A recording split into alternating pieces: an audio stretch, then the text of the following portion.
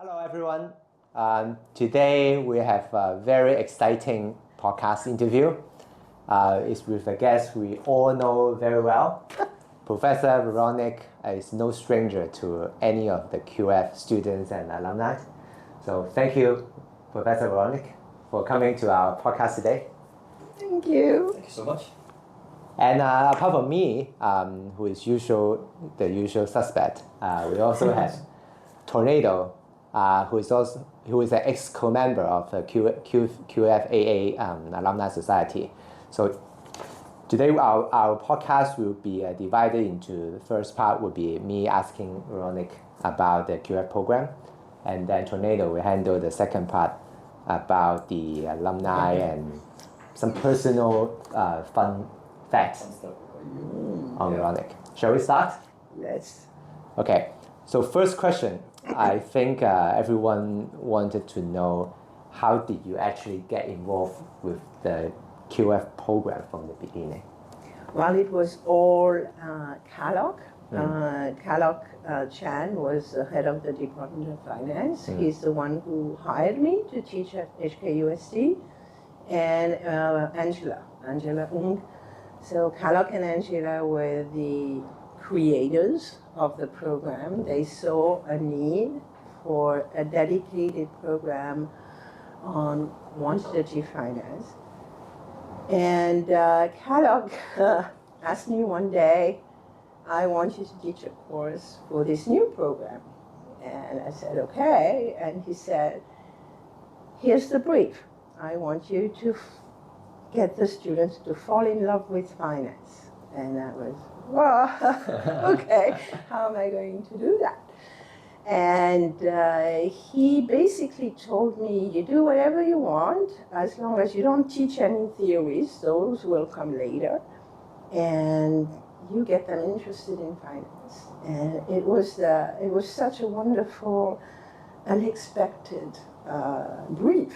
And I got to work on that. And at the time, the program had 25 students, so it was small, high quality students. And I remember being so amazed by the quality of the students' work during the program. So it was designed to have a first part that was mostly lecture or similar, and the second part was company visits, followed by a debriefing.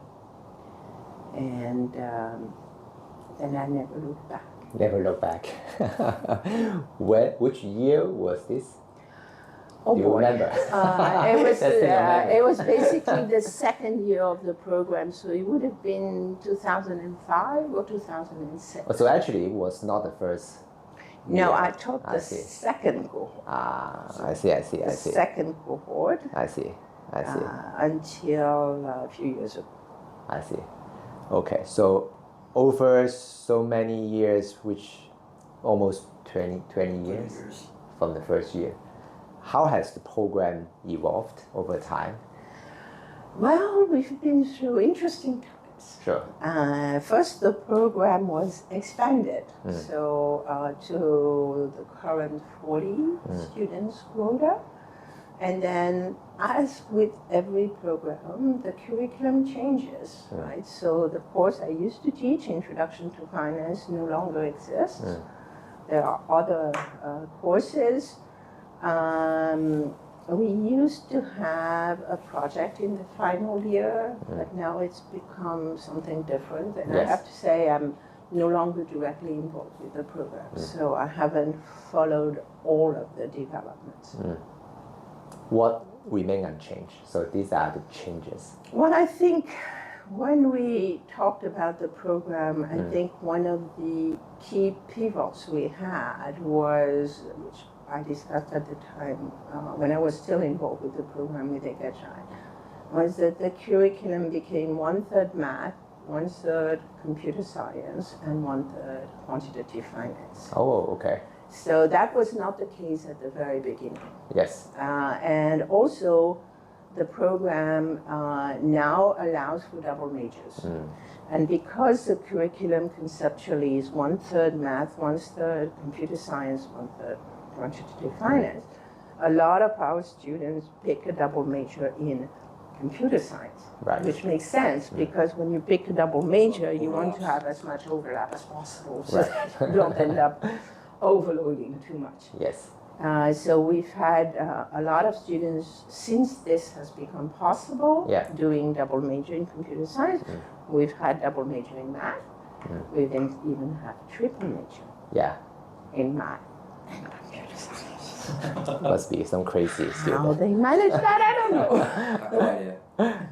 Also, originally when you started, it was the concept of having like a certain computer science element. No, it was not. When Kellogg and Angela designed it, it was quantitative finance. Pure quantitative finance. Remember, that was 20 years ago. Yeah, you didn't have these like computer science. No, it changed, I won't say halfway through, particularly when computer science became so critical. Yeah, more popular for the markets. So at that point, the university started having a required Python course for all business school students. Sure. Yeah. And so when Ekkachai and the department were assessing the program, that was basically the idea. And I think it makes complete sense. You are both in the industry, you know. We have to use Python and everything. You know. I think it makes sense actually. I took a master in computer science. So I would say that it's very wise to do it in undergrad as well. Yeah. Yes. It's easier to go from that to finance than from finance to that. Got it. Okay, next question. I think across different years, we have different program directors. When I started, it was Jerome. But before my time, it was Angela. That's right. And afterwards, it was Ekkachai. It is Ekkachai still now. Yes. How do you, your impression about these few critical people to our program? I've been friends with all of them. Yes.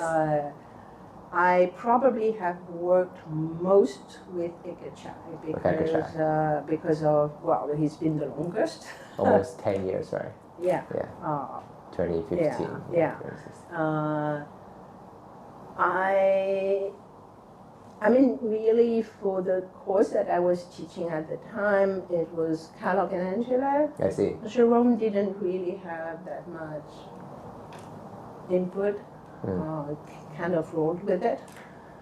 And then with Ekkachai, there's been like writing all the changes we've been through. Tell me about your impression on the personalities. Oh, that's not fair. to me, Jerome looks like a rocket scientist style. Well, Jerome is an industry guy. Right. Okay, he's an asset manager. Yeah. He worked with an insurance company, if I remember, QFAA Life in Taiwan. Neither Angela nor Ekkachai are from the industry. Sure. So both Angela and Ekkachai are what we call teaching faculty. Sure. So their job is essentially teaching. And they are academics who spend their life in academia. Yes. So I'm an industry person. In a way, Jerome actually performed similar way of teaching, bringing industry knowledge into the school. He had that background. Yeah. But I didn't work that much with him, even though we were really friendly. I see. But I would say the one that I worked the most with is Ekkachai, who's our UG coordinator. Sure. I have great respect for Ekkachai. He works so hard, so hard. And sometimes people don't realize just how much work he does. Really? And he takes care of the students and the program. And it's a delicate balancing act. I see. And Mickey is also very hardworking too. Do you remember Venus before her? Yes. Yes. So in your time it was Venus. Right. Okay? And then we had Nikki, and I'm so proud of Nikki. She's amazing. When She came, she was more junior, Yes. and you know, our staff, our colleagues, sometimes they're very humble and Yeah. very modest, and faculty may not always value them. Sure. And in Nikki, I found somebody who'd listen, and if I make a suggestion, she built the confidence to run with it. I see. And I'm so proud when I look at her now. Yeah. And she's basically running the whole thing by Yes. herself. Well, with Maisie, and now she has somebody working with her, but she's an amazing person. Definitely. From my interaction, I shared exactly the same view. Yeah. She Yeah. organized a lot of good things for the program and within the community. Yeah, Constant. so at the beginning, I kind of made suggestions, Yeah. and then she would come with a suggestion, and I said, run with it. And then I said, you don't need me anymore. I see. Which is so wonderful, because, Yeah. you know, if you train people, you want them to fly, Yes. right? And your job is done when they can fly. Okay. Okay. Next question. Can you share one memorable story that you have with QFAA? I have so many. One of them.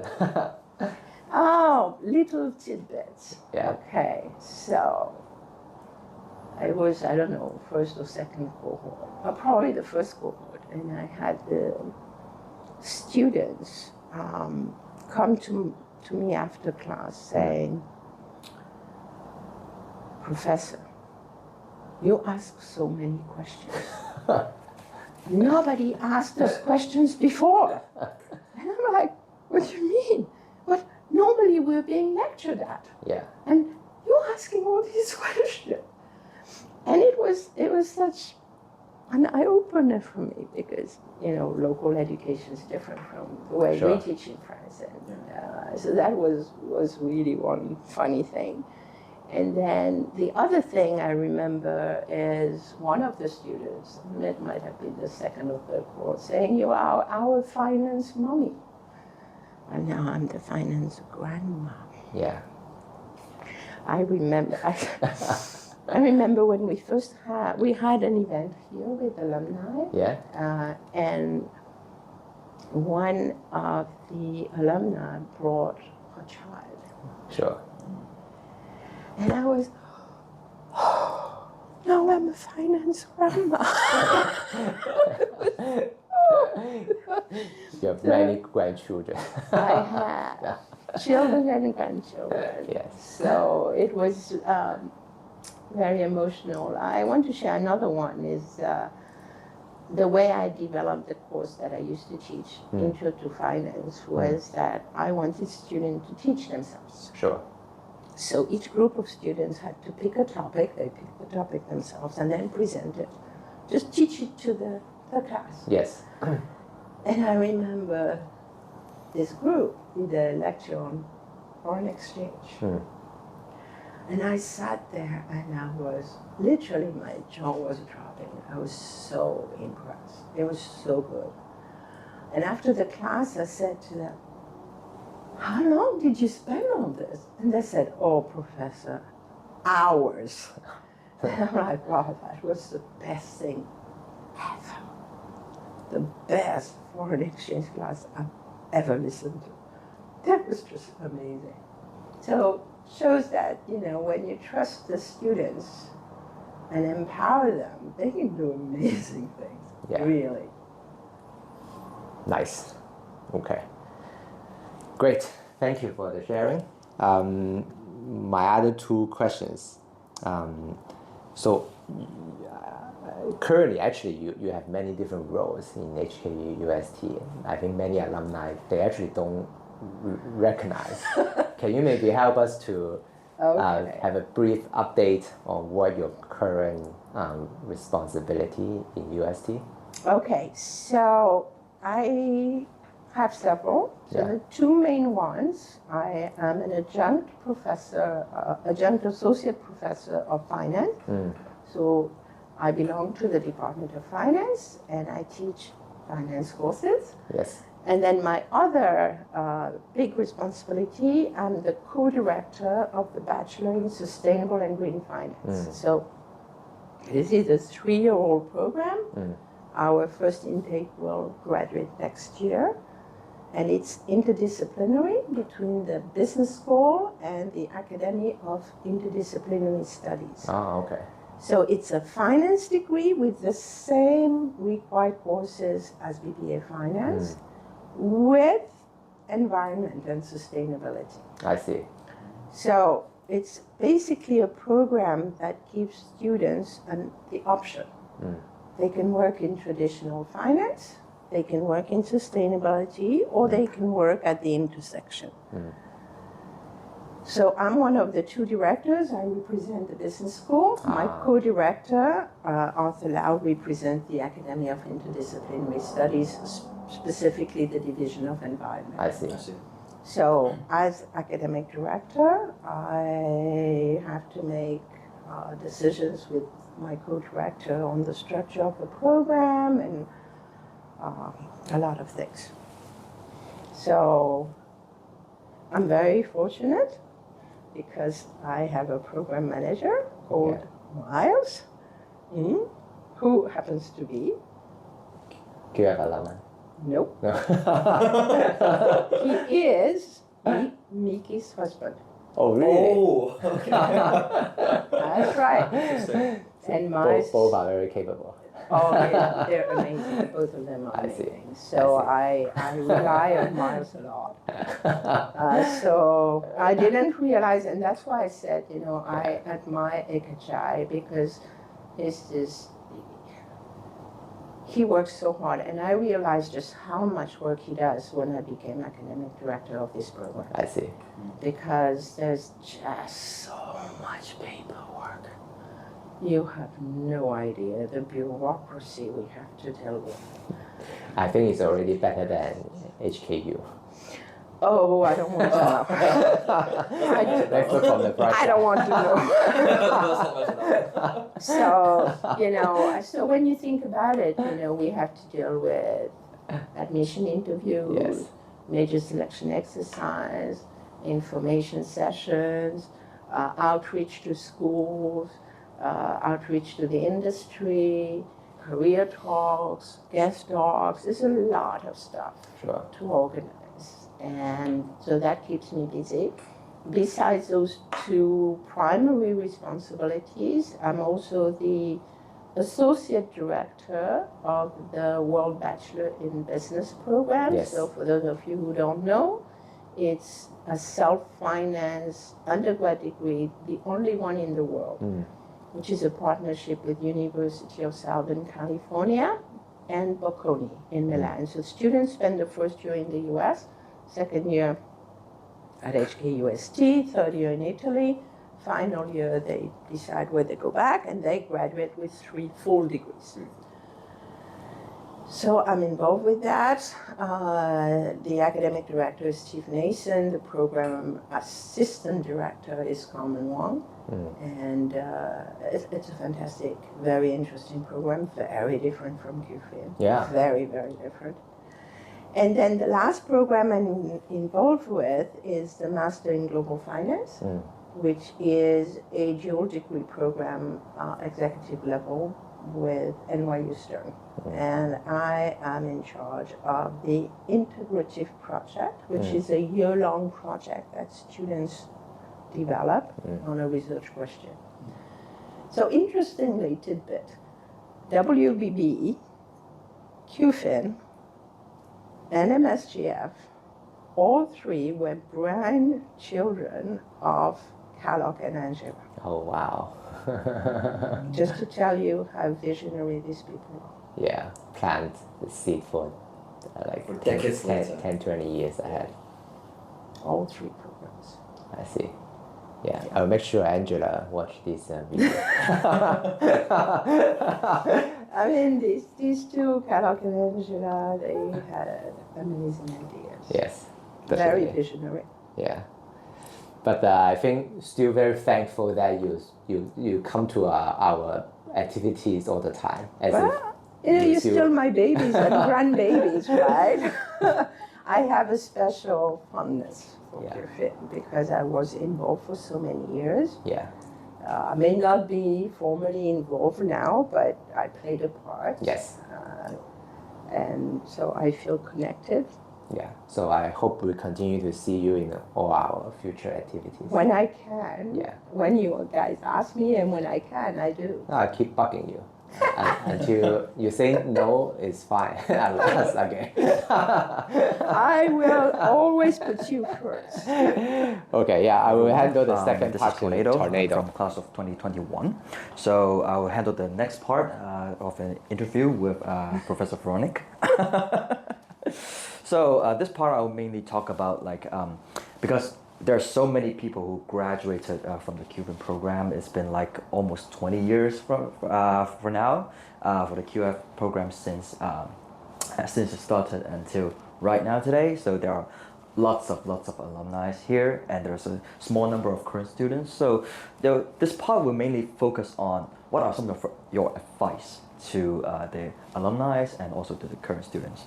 So let's say talk about the alumni part first. So because from my understanding is that many of these QFAA students, after they graduate, they probably would not stay in just pure finance or in a single field of investment banking. Some will switch from equity research or back to IBD. Some, kind of like me, I will switch to insurance as well.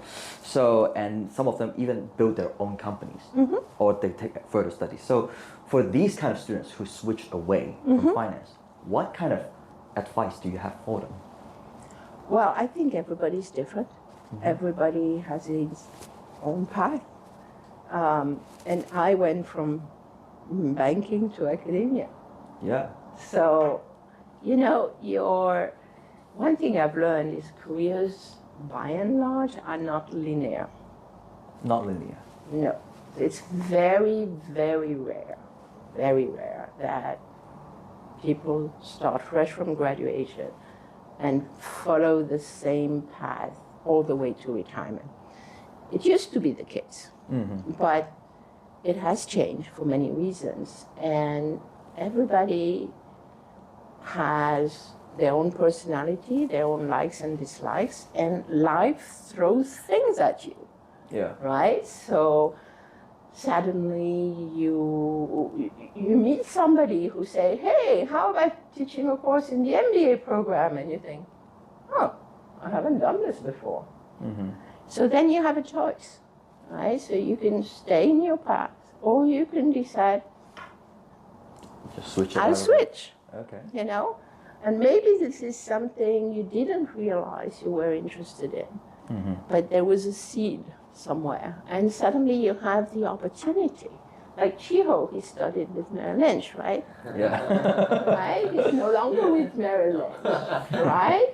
So sometimes you switch path in finance, and sometimes you switch out of finance. Okay. And there's nothing wrong with that.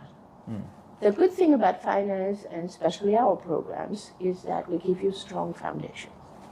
And with these foundations, you can decide what you're going to build. So do what you want, where it takes you. You don't have to stay in finance. Don't have to say in finance. You don't have to. Why should you? Yeah. You can switch. There's a lot of choice out there. There's many choices out there, and I think the world is changing so fast Yeah. and throwing so many curveballs at people, and you're learning so many things, and now you have this AI thing, Yeah. which is downright terrifying. So, Agree. one of the challenges we have at universities when you design a program. You design a program, and your first batch will graduate 4 years down the road. In 4 years, so many things can change. So hopefully, hopefully some of the stuff we taught you at university equips you to be able to make the change. To make the change. When you want to. I do agree. Because I remember like one of the biggest change is during my times when COVID actually hit in 2020. It was a terrifying change when all the kind of teaching and learning, they supposedly happen, at the campus, and then all of a sudden you just have to switch into the, the Zoom world and everything else. That was really, and we switched even before COVID. Yeah. Because of the protest. Yeah, we've even tried that one. So we actually switched within a month. The blended learning, I still remember. 2019, we evacuated the campus and we switched to online within a month. Yeah. I wasn't that young. But you're quick to adapt. And I'm a technosaurus, so really for me. But we survived it, right? Yeah, survived. Yeah, didn't we? We actually now you have survived to this one. survive AI. Yeah. It will be our challenge, I would say. Yeah. Even I'm at work, we still actively use AI to, help us with the research. I actually personally find that if we do research with AI, it actually cuts around half of the time we do research. Just from But my I perspective. hope I trained you well. Yeah. And that you don't take the output at face value. Of course we don't. We always do the gatekeeping ourselves. This is a must. Good, because I think this will be critical for going forward as the use of AI proliferates. Yeah. You want to be critical. So Yes. critical thinking, questioning your assumptions, questioning the output. Definitely. It's a tool. Don't trust it. We use it just as a tool, not for It should be all used the as kind a of decision tool. making. Yeah. Yeah. Absolutely, I totally agree with this. So next question, I've also talked about like how, like amongst a group of alumni, usually when we have this kind of events, alumni homecoming or whatever, drinks and so on, they will gather a group of alumni into this whole event. Yeah. And then within the alumni, there will be comparisons. Oh, he's doing Goldman Sachs, or he's doing JP Morgan. Now, that guy over there, yeah, he's not doing too well. There will be some kind of comparison that happens behind the table.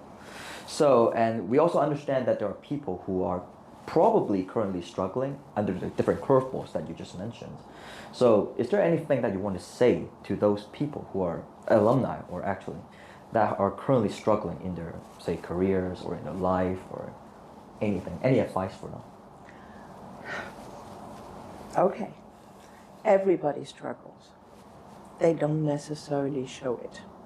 So one of the damning thing about social media is you only see the positive.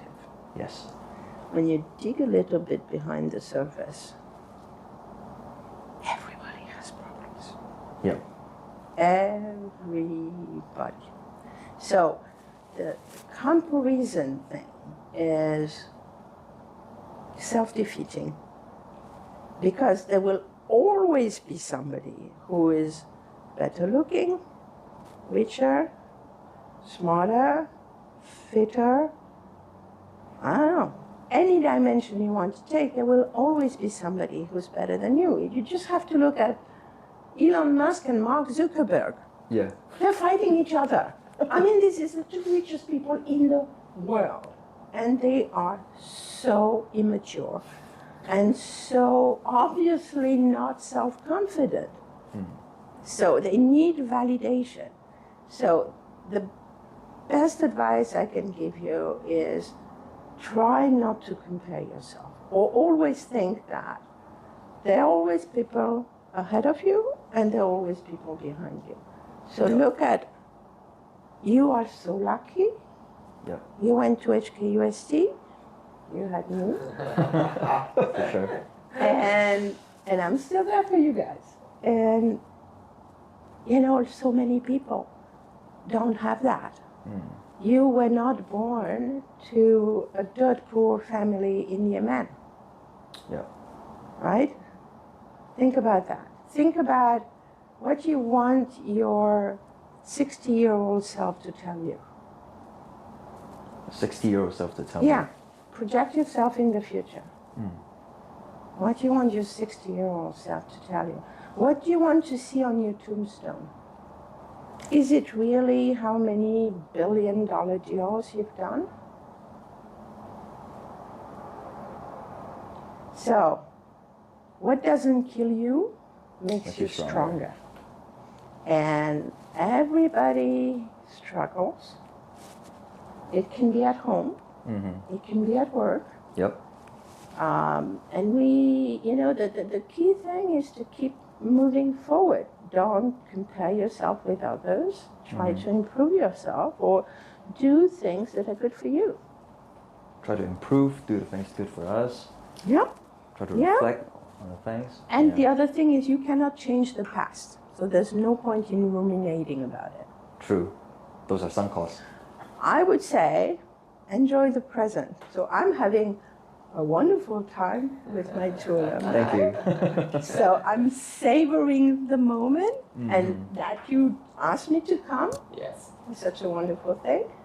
So these are happy things. Yeah, Enjoy happy things. I see. Don't, spend time on negative things. Yeah. Savor the moment. And academic research proves that if you're happy and think yourself lucky, you become lucky. So if you spend your time thinking you're unlucky, miserable, you're not doing yourself a favor. If you think, I'm so lucky I'm interviewing with my alumni, things will look good. Law of attraction things. So savor the moments. Think about positive things. Maybe come to the alumni events more often. Come especially to the for the alumni event alumni and don't people. bother about, this person did this and this person did that. Yeah. Just come back and enjoy We're the all summer. different. We all have different priorities. Yeah. So how often do you want the alumni to actually come to? Whenever they want. There's a small group of alumni who reach out on a regular basis, and Yeah. we have lunch, and I'm thrilled about that. And they ask me all kinds of questions. Sometimes, oh my God, I was so embarrassed. My memory is not what it used to be. And one lovely alumna, I'm so sorry, she contacted me a few months ago, and we had drinks on campus, and we discussed things. And I gave her some advice, and then I saw her at a program that I was leading, and I had completely forgotten. And she said, yeah, you remember I'm your alumni? And I'm like, yes. And I felt so bad. And then it came back, I just realized it. And guys, I'm 60, almost 66 now, 67 now, so my memory is not as good. And when I was teaching you, I only had like 100 students a fall. Now I have 300 every term, so it's like impossible to remember. It's getting hard. And I felt really bad, but guys, happy to see you anytime. Okay, yeah. I'm happy to see you too. Yeah, whenever I come to the alumni events, I always treasure these kind of moments, honestly. But you can. I love what I do. So I love it when I hear from my students. I have students who reach out for career stuff or life stuff. Live stuff as well. Yeah, it's really funny sometimes. But always happy to be there. This is the reason I changed jobs to do this. This is what keeps me going. You guys keep me going. Okay, thank you so It's much not for the money. Yeah. Understood.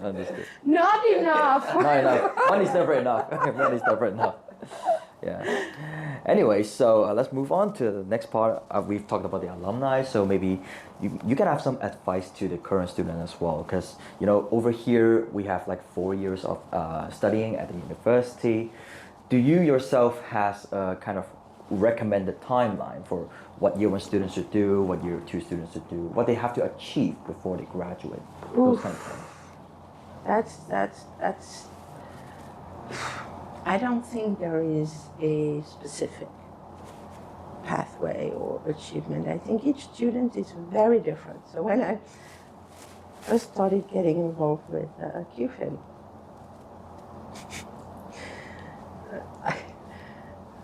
You guys were super smart nerds. Nerds. But like social graces and networking,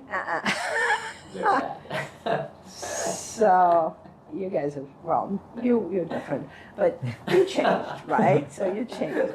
So one of the challenges with QFIN was always, with a few exceptions, that super bright, incredibly smart, but a little bit social skills were not that great. I see. Networking was not that great, which is why we created the career networking program with the speed networking. You remember that one? No? Anyway, so my challenge was, if I brought my students to industry events, that they were so shy and hang in a corner and become part of the wallpaper, right? So I think for the students nowadays, we have so many programs, so many. So try to participate to some of these. Try to get an exposure to the industry as early as possible, to the real life. To the real life. And networking is critical. Every job I had in both careers was about who you know and who knows you. Yep. Absolutely. Certainly. Absolutely. So building your networking is very important. Yeah. Now people get frightened about networking. They think it's all about work, but it's not. It's, the team you play sports with. It's about friends from kindergarten, school, university. So this is really important, this human network. Some of them you rely on for comfort, okay, to help you when things get bad. Some of it is for ideas, for advice, connections. So I think that's my first advice, is create your network. Create network. Second advice is read. And I don't mean read the key takeaway points of the article generated by AI. Yeah, not that one. Which is complete and utter nonsense. Read every day, at least 3 articles in a reputable newspaper, and read it. It's so important. And read broadly, because if you keep, your generation has this problem of funnel vision, because you tend to read stuff about the topic of your work. Yep. The problem with that is you lose perspective. If you read broadly about things which happen in science, things that happen in the arts, then it gets you thinking, connecting. I've seen this there. It could be applicable here. So reading broadly in this day and age is so important. So important. Absolutely. I totally agree. My 2 key pieces of advice to my students. All right. Thank you so much. Any recommendations on what kind of books or newspapers do you read? Okay. I am a voracious reader. I read all the time. Okay, so what do I read? Every morning I look at the news feed of Financial Times, Wall Street Journal, New York Times, and Bloomberg. Okay, these 4. So I look at all the headlines, and then I pick articles that I want to read in depth. I put them aside, and I read them at home. Oh, I see. Books. So I have 2 kinds of books. Books for fun. Yep. And serious ones. I Now, see. the interesting thing about that, I love spy novels and thrillers and stuff like that. But I'll tell you an interesting thing. These books, I read them for fun and they clean my head. So I don't really have to think when I read this, right? But a lot of them are really well researched. So let me tell you an anecdote as to why it's important to read even for fun. Back when I was a banker in Chicago, and I was in syndications, and I went on a call with the relationship manager for a big defense contractor, big defense industry. They needed to raise financing, so I go with with the banker on the call, and they talk about the company, the products they were developing, and they start talking about this missile thing. And I say, oh yes, the blah, blah, blah, blah, blah. They look at me and say, this secret defense. And I'm like, no, it's in the book I'm reading. And they were so stunned. So what happened? I was the only banker who'd ever read about that stuff. I was competing with JP Morgan and so on. So they remembered me. And we got the deal. Oh. And so, this is really kind of interesting because I don't read these novels for anything other than entertainment. But sometimes you pick up stuff. It's really interesting. The other stuff I read is serious books. So I'm reading an amazing book right now by an academic called Dan Orey, but it's not a textbook. It's called Beyond Banks. And I highly recommend it to anybody working in banking, payments. So it talks about the origins of money and payments and how you currently have this dislocation between fintech firms that provide payments and what serves as money. And it really explains that the fintech firms, they provide convenience, but they are highly exposed to bankruptcy. And banks are protected by the government safety net. So when you're a bank depositor, you don't fall into the bankruptcy right hole. So anybody who's halfway through that, it's fantastic. So I read books like that. I read books about psychology. I read books about history. I bought a book for my husband on Mongolia and China and Russia. It's important to understand history, to understand how we ended up where we are. Agree.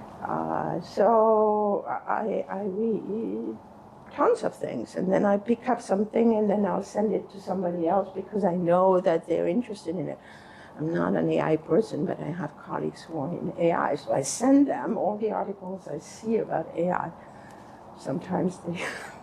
That's a good way to build connection and strengthen the relationship with them. Yeah, but I'm generally curious. Yeah, it's actually interesting for AI stuff and all those kind of things. So why don't we move on to ask you a little bit more on the personal side of you. Like you've talked about like the way that you love reading books, and that's a good way for you to relax and for entertainment. So outside of reading books, like what kind of things do you do during your free time? So I like to go to my yoga class and my dance class, and I like watching movies.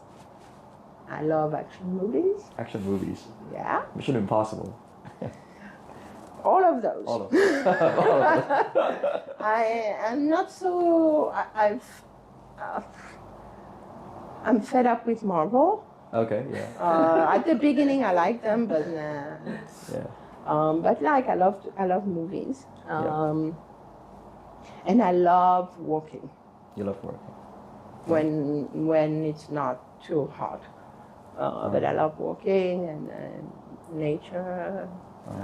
Walking in nature. So I now live in Saikung in a village house. So every morning I walk to Saikung Center. It takes about 10 minutes, and I just enjoy it. I walk by the road is by the seaside, so I just like have my nose in the air and I look at the flowers and the birds. And It's really relaxing. yeah.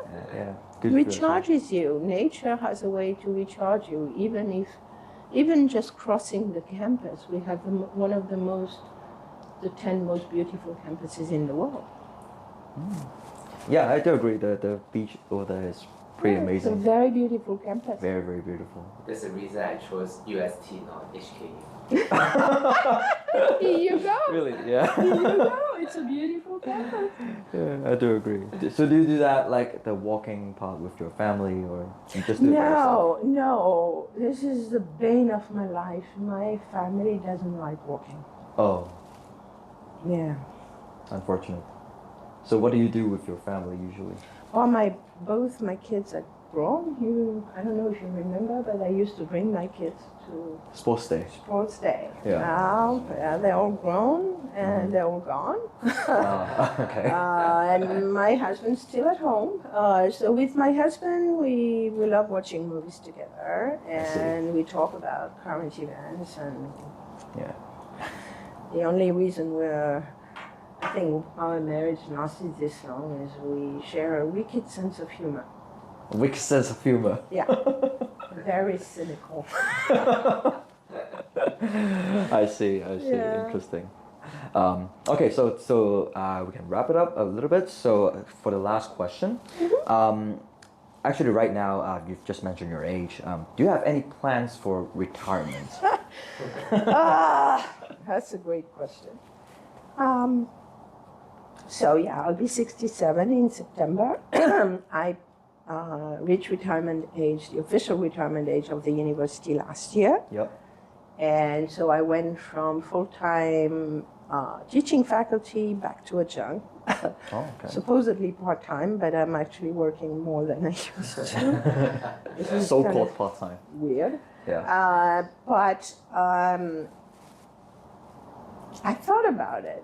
Well, first of all, my daughter is still studying, so I'd like to still have some income coming before she can finish university and get a job. But also, I just love what I do. So I'd like to continue doing it. Okay. So getting older means I probably will have to start easing off a bit. So I have so many ideas of things I want to do. I want to go to China and spend at least 3 months there so that I can pick up my Mandarin. I'd like to write a book on the debt market. Wow. I've been asked to do that for years and never got down to it because I never had time. I would go back to school. Wow. Okay. Lifelong learner, truly. I'd like to go back and do a JD. Wow. I don't know if I'll be able to, but You're gonna be fine. You're gonna be fine. I have a master's in law, so and law studies. I've always been interested in law as a foundation for debt markets, and so I mean, there's many things, but you know, life in Hong Kong throws you curveball. You meet somebody who says, "Hey, how about you do that?" And like several years ago, about 10 years ago, one of my MBA alumni created a company called Standard Ethics, which is a sustainability ratings firm in Europe. And he said, "Oh, will you join the board?" And I'm like, "Okay, why not? This is a new adventure, right?" And it was such an interesting experience. I've been a board director for that company for several years now. It's really interesting to see how the industry has evolved and being part of that journey. Yeah, I'm interested too. If I'm more interested in is your probably book that you can publish, the debt market one. If I ever get down to actually working on it. I'll buy one for sure. We have 400 of audience. Yeah, at least 400 audience. That's for sure. Okay, so I guess this is it for all the that's all the questions. Thank you so much again. Veronique. Okay. Okay. Hey. Big pleasure to be in it. You know me, I'm a hug bandit. Okay. Okay, so thank you so much. Thank you. Bye bye. Bye. See you next time.